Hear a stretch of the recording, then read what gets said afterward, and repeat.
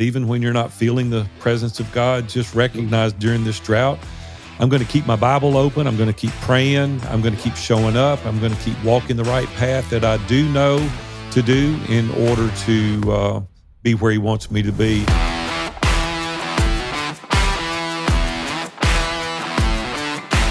Man, Seth, how's it going, buddy? You've had a big weekend this past weekend. It's been a pretty wild 7 days, yeah. You got Aaron all married off, one of your sons. And, I did. Yeah, he doesn't say his name right. He says his name Aaron. He's not Aaron like you. So I don't know. I just missed that memo early Well, y'all on. need to move to Nashville and let my mom talk to him for a few minutes, and you'll discover it's Aaron. Man, this is my time of the year. I love this time of the year.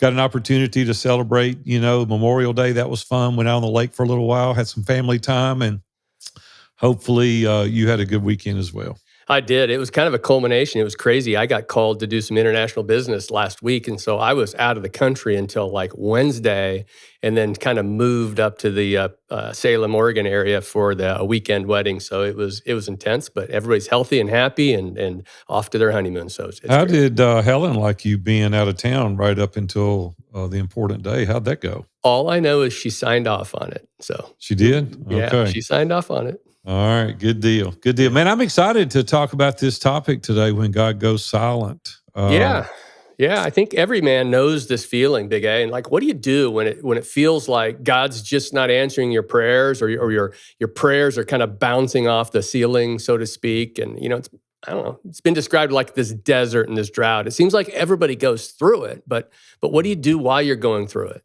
I've seen a lot of people go through this in Iron Sharpens Iron, as well as at our church.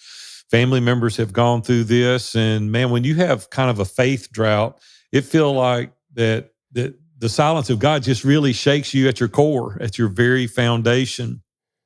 But I do want to talk about today a little bit, what's even more dangerous is who you allow to speak into your life during this silent period. So I wanted to ask you kind of right out of the gate, is there a recent time where you've kind of felt God was silent? And let me ask it a different way also. Do you think God is silent at times? Robin and I had this discussion earlier, so I'm real curious to what your thoughts are around that. I'm not certain that God is silent. I think there are times when God allows us to feel the weight of the struggle, and we interpret that as silent. Like, for instance, how does God speak to us? He speaks to us through music, through words, through His word, through others. It's like, so all of that is always happening. We know in James, it says there's no shadow of turning in God. So He's always like full blast, as good as it gets. So I tend to think that it has more to do with our receptors than God being silent, but the feeling is the same. It's like, I'm not feeling connected to God. I feel like I'm out of sorts. And I think we use the word like God is silent to describe that feeling, like something's not working here. How do you think about it? I'm a little surprised at your answer, to be honest with you, because we're in total alignment with that. Robin and I had this discussion. Robin has some girlfriends over, and I just walked down from eating lunch and had a chat with her and two of her girlfriends. And I asked that question, do y'all think God goes silent? And the hush went across the room. It was like they didn't know how to answer that. I said, I'm about to do a podcast. I'm just curious to your thoughts on this. And they all shared their feelings on this. And Robin was pretty adamant about she feels like at times God is silent. But I don't feel like God is silent. I feel like, just as you've described it, I feel like it's a feeling. It's the struggle. We feel abandoned oftentimes, though. There's lessons to be learned. We're going to get into that in just a few minutes. But one of the girls that was here visiting with Robin, she said, He was silent for 400 years. And I said, that's a great point. It is. Yeah. And she said, so we're not to forget that. But I just think in our everyday lives that oftentimes we feel like God is silent, but I even shared with Robin some of the things behind that. I feel like it's our lack of obedience oftentimes, or it could be sin in our lives, or it could be that we're just in a place that our heart is hardened, or we're not praying, we're not seeking God. So we're going to, talk about some of those things. But it sounds like for the most part, we're on the same page in regards to Him being silent or not. Yeah, I think we are. And you said something I want to kind of capture, and that is this: what do you do when you find yourself in that position? And I tend to do like an inventory.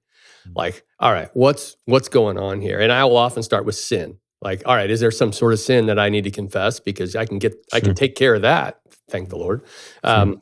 Or is it that I've allowed over concern or overwork or overwhelm? Like, I've allowed something into my life that's just crowding out this voice of God. I'm like, oh, I can't hear you. It's like, yeah, because you've got the stereo of life turned up at 10, and Right. I'm not able to hear the Lord. And so it's interesting though. I've been in a pretty tough season the last year or two. I've shared, I had a business partner die, and I had a lot of stuff I just kind of needed to deal with. And so you kind of suck it up and you grind through it, and then you wake up and you go, I'm not having fun. And for me, part of when I feel like God is silent is this feeling like I'm not having fun in this life. I'm not experiencing the joy and the peace. So I've been spending a lot of time in the Psalms. In the Psalms, you do catch those moments where David is like, "Oh my gosh, the enemies are after me, Lord. This is really tough, and I feel like you're silent." But and then he calls himself to hope and encouragement in God. Mhm, mhm, mhm. Craig Groeschel, I really enjoy listening to him. And he was talking about oftentimes we over sensationalize God's presence. And when he first said that, it felt demeaning almost. But he said, as a believer, he's in our daily walk every single day, and we're looking for this grandioso, this thing that we're trying to feel this Holy Spirit moment in every decision, rather than incorporating that in part of our daily lives. And so oftentimes it's just the way we roll. It's just like Christians are always considering and asking God for directions and guidance, and you want to be obedient to his leadership. And sometimes when we don't feel that over sensualization, if you will, of making him don't grandioso at all times, it's kind of like being married. You don't feel like you're on your honeymoon all the time. It doesn't mean you're not in love with your wife, but you don't, you're always looking for that grandioso type feeling. So that's an interesting point. It reminds me of something I heard one time. I made note of it because it was so controversial, but I'll share it here since it's mostly men listening to this podcast. And it was an older gentleman in the church, and he basically he said, it will often be said that women are more spiritual than men. He's like, not so. He goes, women tend to be more sentimental than men, and it gets categorized as spiritual, right? And I thought that's an interesting observation, because men, we act different. Like when God touches us, our expression in response to that is different than say a woman's. And that, I don't. It was just an interesting point I hadn't thought of, but too much. And then as I did ponder it, I tend to agree with that. I think we look for the outward expression Right. of faith, and we want to say, well, unless my hands are in the air and they're shimmering under the power of the Spirit, I'm not having a spiritual experience. And a lot of times it's not really like that, right? When we try to understand the silence of God, if there is a silence or it's your interpretation of the circumstances, we've really got to understand that it's not abandonment, but it's an assignment. And really, silence from God doesn't mean he's absent. It means he's working beneath the surface. Yeah. And we know that when you plant seeds, they're below the surface. There's something going on, right? There's growth happening. Right. You just don't see it. So how would you quantify it's not a sense of abandonment, but it's an assignment in your own life? How would you recognize that? I remember having a chance to hear the great Lou Holtz one time give a speech to a bunch of business folks. And he said, losers look at it like punishment, winners look at it like preparation. And I was like, wow.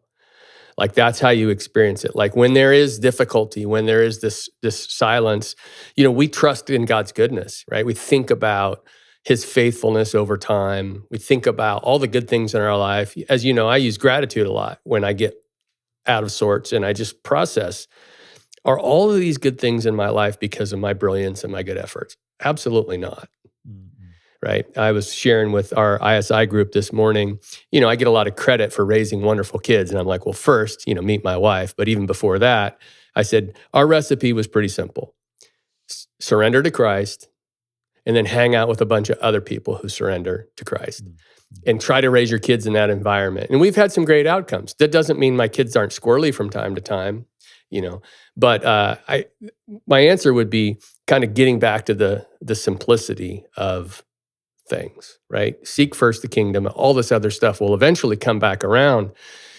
But, know that there's these times where our roots have to get deeper, and they don't get deeper if things are going smoothly for us. They get deeper when we're struggling, and we can feel alone and abandoned. Faith really that's tested in silence is faith that's being refined.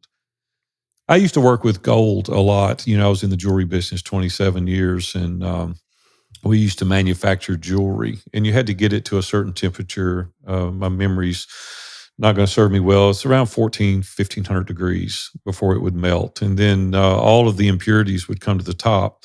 And we would just simply stick a probe in the gold that was smelting, that was melted, and all the impurities would stick to the probe.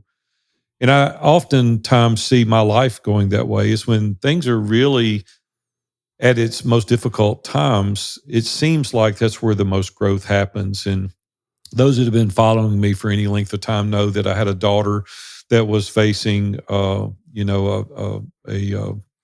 organ transplant about 1.5 years, 2 years ago. I'll have to say now she's doing amazing.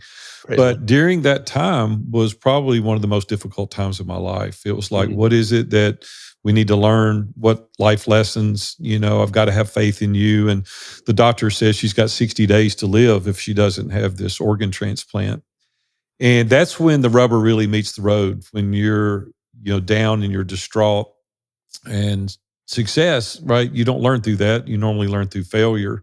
And this was a time for our family to really grow, but it really came back to God, don't be silent. Robin even shared that earlier. I told you when we were having lunch with her girlfriends, is she said during that time, she was praying out to God, what is it that I need to learn during this season? And she said it wasn't until after the transplant, till after they got home, because they were gone for several months having the transplant. Robin was living with her in another state.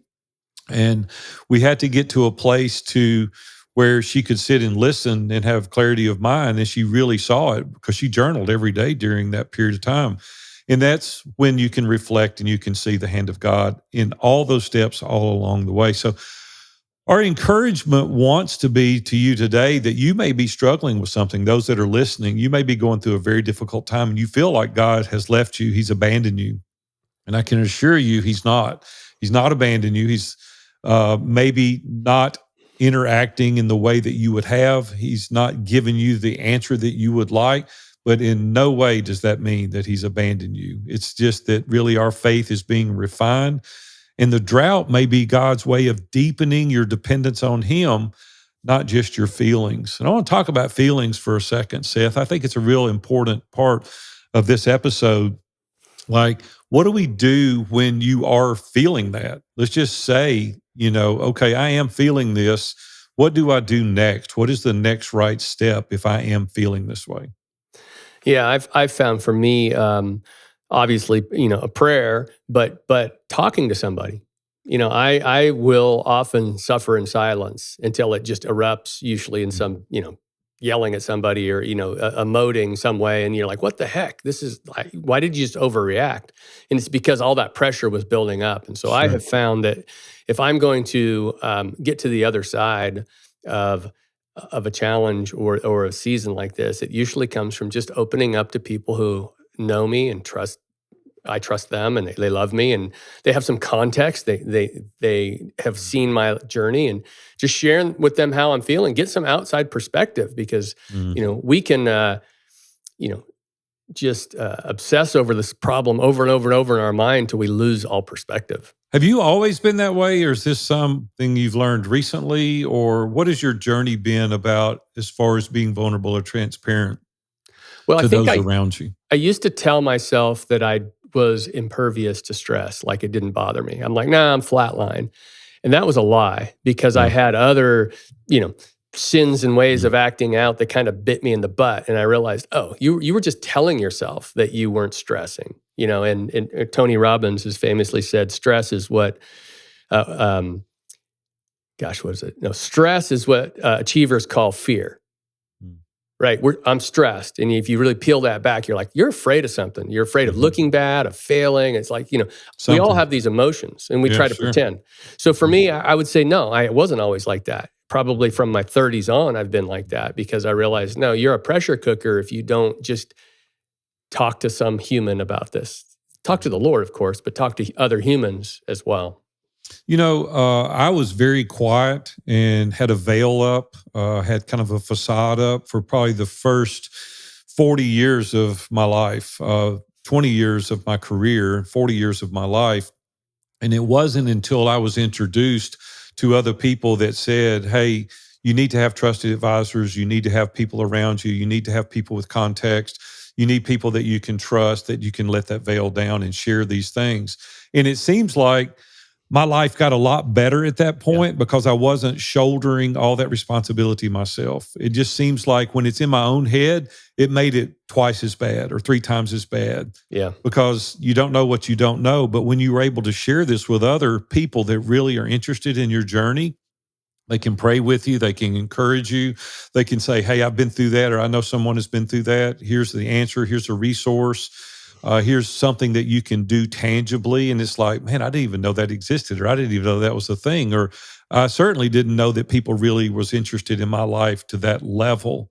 And so it just takes kind of time. Some of the things that I was thinking about when God seemed silent is just a couple of things I just wanted to go through kind of quickly. Is one is I think it tests our faith, and it really shows up in Job in the Bible. He's like, man, what is going on?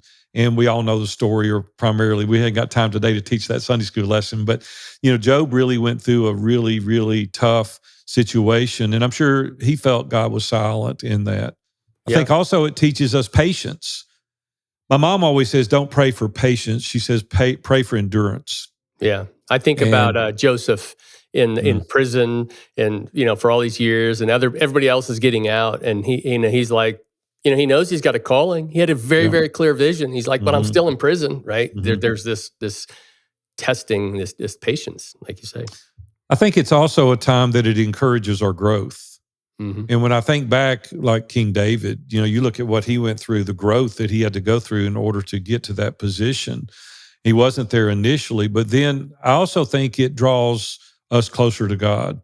Because when you don't have an answer readily available and you can't see the pathway, it really strengthens your faith to trust Him more, right? And so I think sometimes the seemingly silenceness of God can really draw us closer to Him. And then the last thing I just wanted to mention in this section is it prepares us for a greater purpose. And you think back one of the stories of the prodigal son, and there was a greater purpose in that, but it was years them going through this situation with the prodigal son. And so I think oftentimes there is a greater purpose for our lives. Just historically, I think of my personal life. I got married, had a couple of kids, and I'm trying to make my way and growing a business. And then, my kids were empty nesters, or we were empty nesters. Our kids were gone. Then they got married, they got kids. My purpose kind of changed. It Yeah. wasn't just about building a business. And now I'm kind of in this phase of legacy. Right. It's like, okay, I've done this thing now for, 46 years. That's hard for me to believe, to look back and know that I've almost worked, every day for 50 years. But I look at it now, it's like, what is the legacy piece going to be? And Yeah. God, what are you going to do in my life from that standpoint? So I love it. oftentimes God's talking to you about a greater purpose. Well, that's a good transition to pick up on something you brought up earlier, Big A, and that is in this moment of drought, or when it seems like God is silent and you're kind of suffering. Who do you rely on to help you out of that? Like being really selective, like which voices, are you gonna listen to? And it seems to me that that's a huge part of making the most of that season that you're going through, like I think leaning into it's those people. paramount. Yeah. Yeah. The people that we listen to, because you want people with similar core values, because people with, worldly values and not similar core values are going to give you different advice than somebody of similar core values or similar worldviews that you might have. And the reason I think it's so important is I've had people around me for these past 25, almost 30 years that have given me good advice, but I've got to have been willing to subject myself to some of their leadership, subject myself to their scrutiny. The part that's been the most difficult for me personally is letting that veil down and letting people really know who it is that they're dealing with. Yeah. Because we want people to think we've got it all figured out, we've got it all together, I know all the answers, and we don't.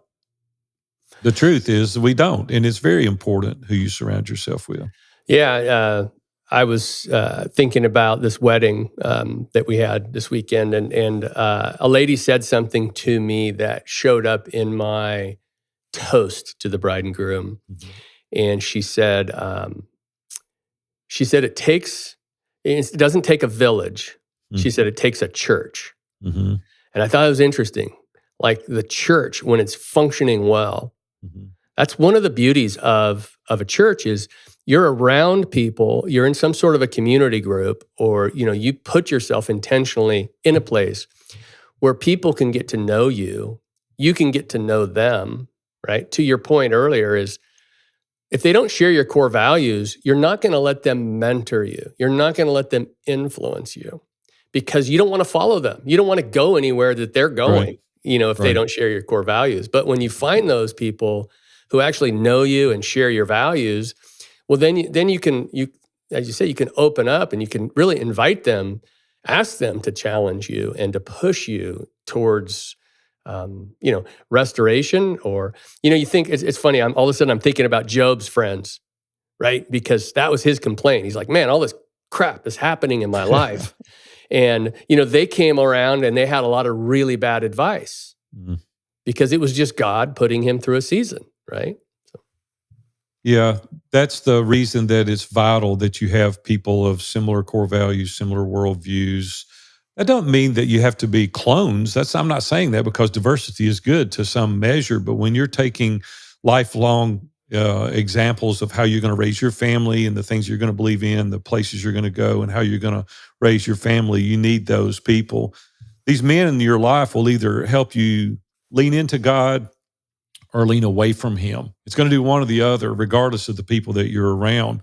And you need to find out, are they reminding you of God's promises or are they echoing your doubts? Right. Because there's nothing worse than being around somebody that is like, man, I'm having a bad day. And you're like, yeah, Big A, you got every reason to be down. You should be because this is not going to end well. Well, that's not the kind of people you want around you. You want people that are going to be an encouragement, that are going to tell you the truth, but alongside be some semblance of encouragement to you in your life. Well, and if people are feeling overwhelmed, if listeners are feeling overwhelmed, like everything in their life is miserable. I heard a great quote the other day from actually somebody that introduced me to you, Big A, indirectly. It was Brendan Burchard. Yeah. He was talking about midlife crisis. And he said, a lot of times what happens, and maybe I'm combining a few things here, he goes, you get to a certain age in life and you got stuff all around you. You got obligations, you got assets, you've got commitments, you've got reputation, and you wake up one day and you're like, my life stinks.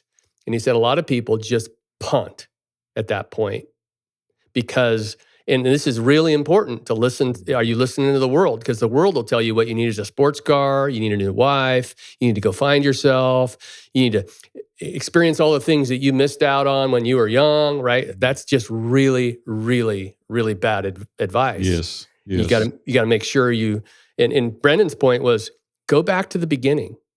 What are your values? What is your life about, right? And of course, as believers, we go to Scripture for that, right? We go to other believers and we say, "Help me," I learned a lesson deer hunting about seeking God, and there's a parallel between the two. When I was younger, my dad taught me how to shoot a bow, and I would bow hunt, deer hunt, and got pretty good with it. And so I went on a regular basis. And I remember as a child, shot a pretty nice buck and got down out of the tree. And of course, you're a kid, you're anxious and excited. My dad goes, okay, we got to wait, first of all, for about an hour. We're not going to do anything for about an hour, and then we're going to track the deer. So I'd start tracking the deer, following the blood trail. And all of a sudden I thought, well, he probably went right. And I go off down the hill. My dad goes, hey, what are you doing? So I think he might have went down this way.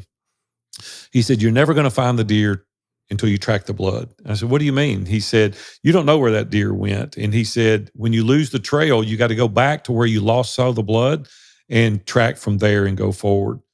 And I think that's the way it is with our spiritual life is where did you last sense God? Where did you last feel him?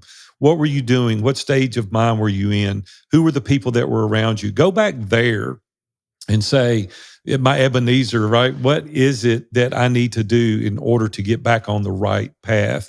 Because these people that you're around, that you've chosen to be around, if God's voice is absent, the voice in your own head is going to get louder.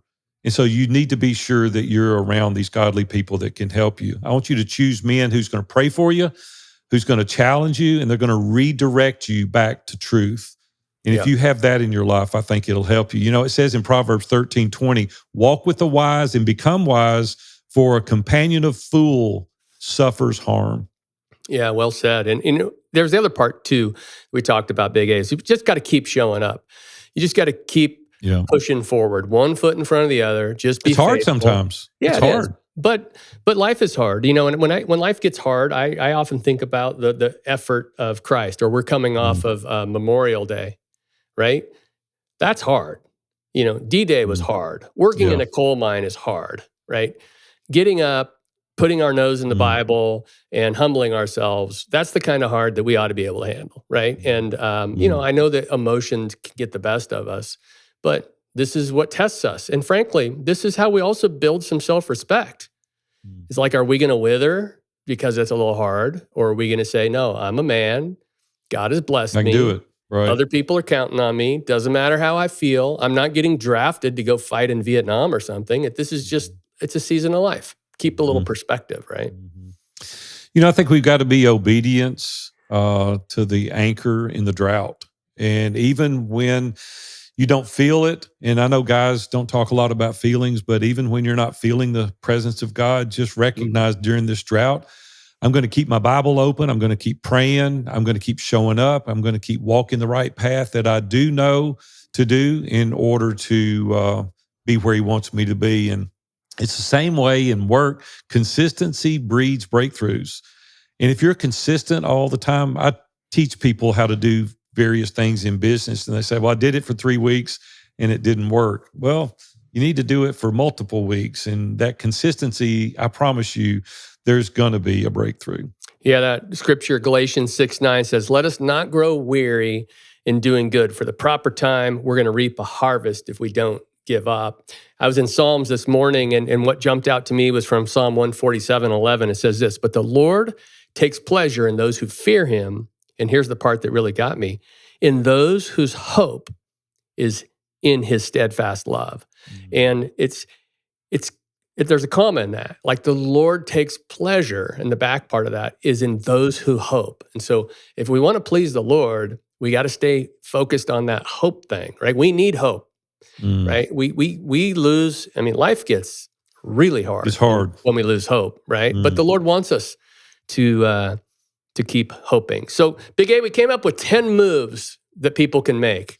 Let's just bang through these real quick. 10 moves that people can make when God seems silent. Well, the first one is you got to shift your perspective. Yeah, right. It's hard to do that because this is the lens that you've got. This is the life that you've experienced, but you've got to shift your perspective to see the silence not as rejection, but as a season of preparation and growth.